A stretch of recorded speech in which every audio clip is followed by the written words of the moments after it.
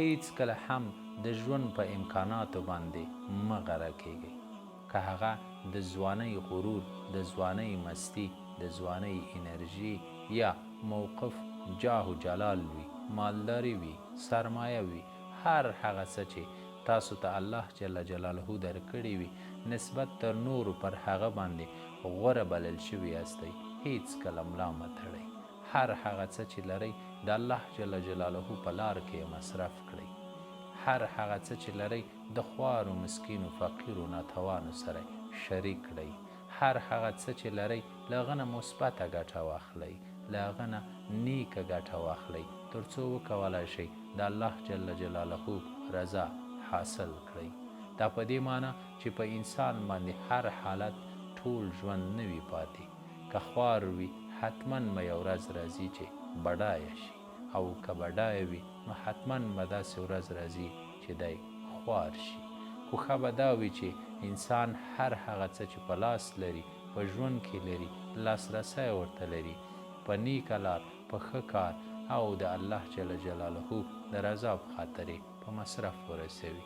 ځکه هر څه چې انسان سره وي، که ژوند وي او که امکانات وي، له زوال سره مخ کیږي. غواړم په دې هکله تاسو سره یوه لنډه قصه بیان کړم.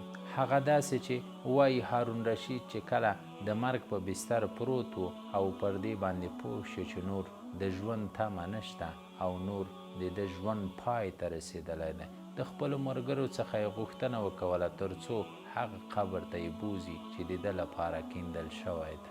ملګرو هم سم د لاسه دی واخیست او د هغه قبر سر ته یې بوته تر څو د ده له مرګ نه وروسته دی پکې دفن کیږي او د ده لپاره کیندل شوی او چمتو شوی و.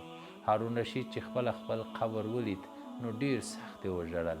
خپلو دوستان او عزیزان چې د ده غیر چاپیره ولاړو دوی ته یې وکتل او د قرآن عظیم الشان دا دوه مبارک آیتونه بیان کړل چې هغه داسې دي: ما اغنا عني مالیه هلک عني سلطانیه.